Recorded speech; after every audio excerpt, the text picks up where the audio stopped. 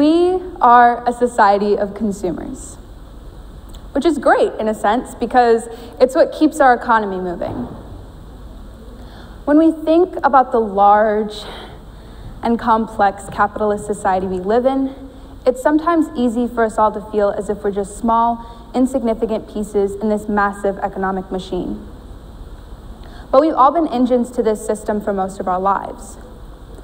All of us have been socialized to be consumers. It's how we function as members of an industrialized society. But what I'm here to talk about today is how my generation and the one behind, the millennials and Generation Z, play one of the largest roles in this system, and how we can utilize this power in meaningful and significant ways that'll impact the world we live in. Now, I'm no expert on these topics.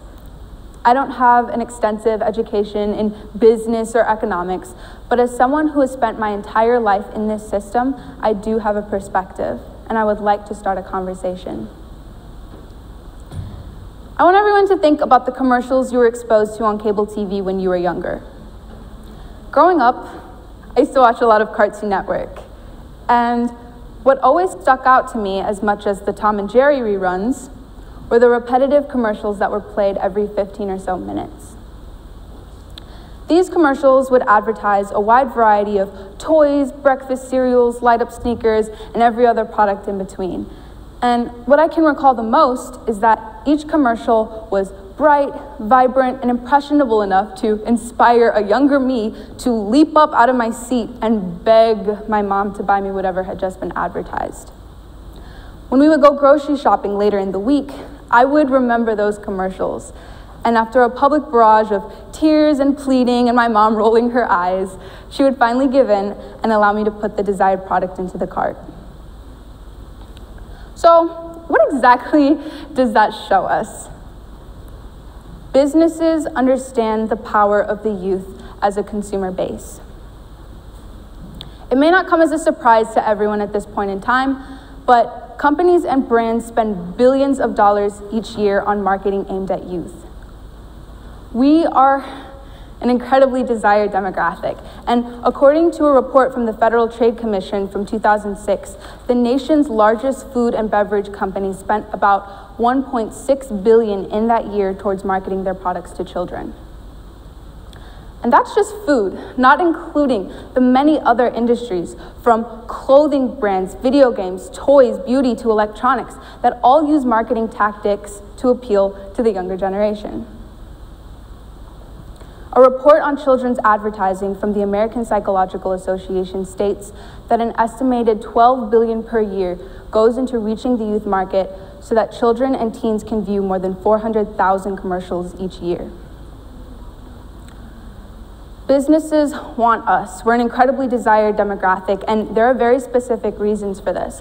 One, we're profitable. Teens spend about $159 billion each year on various products. And two, most businesses want to establish brand loyalty while we're at an impressionable age. Today's kids are tomorrow's adults with jobs and savings accounts. And if a relationship between a brand and consumer is solidified early enough, then those companies have lifelong customers. On top of all of that, believe it or not, us kids are really good at getting our parents to buy us stuff. Marketers understand this. They know the influence children and teens have on family-based purchasing decisions. The millennials and Generation Z are the golden essential demographic required in order for most businesses to succeed. Because of this, bottom line, the youth have just as big an impact on the consumer base of companies as adults do. And because of this, it's important for us to begin understanding the power we yield, because there is power in being a consumer. And our wallets may as well be voting ballots when we are at an age when we cannot vote. So, what exactly does power entail? Well, first off, it requires an understanding of our responsibility in this system. Responsibility is a buzzword adults like to use a lot. And when understanding and when learning how to be responsible, it can involve a great deal of trial and error. But we are at a point in history where now more than ever, practicing this skill counts.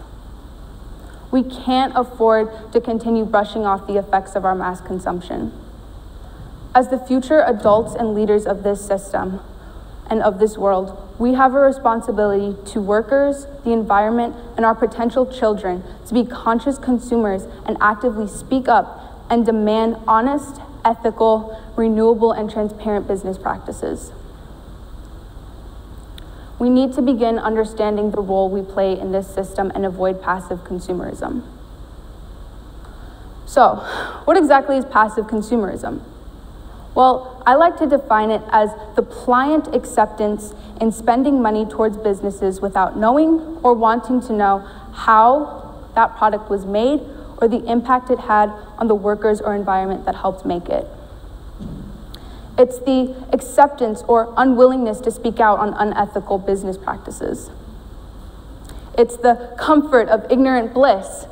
I don't know the impact of this purchase, therefore it doesn't impact me. But this mentality causes us to ignore the significant power we hold. We all lead busy lives, especially when we have school, homework, and extracurriculars, but we are all active consumers. We all purchase from our favorite brands. As active participants in this system, we have the ability to be active advocates for our values. So, what are some steps that we can take to begin exercising the power we hold? Step 1. To ensure that you're spending your money towards ethical companies, it's important to take the time out and do your research. Look for the practices and values that a company holds and see the process that goes into making their product. And if that information isn't readily available, then that may indicate that the company lacks transparency. Step 2, spend money supporting ethical, fair trade, and environment-friendly businesses. If the market notices the trend in youth valuing these industries, then it will be more likely to begin incorporating those values into their own products. Show the market what we value through demand, and supply will follow. Step 3, use social media. Use your influence in social media to support and advocate for ethical practices. Call businesses out if they're engaging in behavior that is wrong. We can use 21st century technology as a stepping stone for the change we wish to enact. And finally, step 4, use alternatives. Not so fun fact. The retail manufacturing industry is the second most polluting industry on the planet, second to oil. As teenagers, we all care about the clothes we wear. And yet, we are fueling an industry that is slowly disintegrating our planet. If we start using alternatives like thrifting or investing in fair trade clothing or investing in clothes that we know that we'll be using for a long time, then not only are we making a huge difference and impact, but we're also making it clear to big brands what we value. All of us have held relationships with companies for most of our lives, and it's easy to feel as if these bigger entities hold more power and say over the methods used to make or sell a product. Businesses have used marketing tactics to convince teenagers that the clothes we use and the brands we wear influence our identity. There's this idea instilled within us that we need the brand more than it needs us. But this isn't the case. We've established now that as youth, we hold power and we influence the market based on the sole fact that we are the consumer. We have the ability to be active advocates and demand the practices that we hold to be important. We can demand transparency in every aspect of a business, from how a product was made to the methods used to make the product.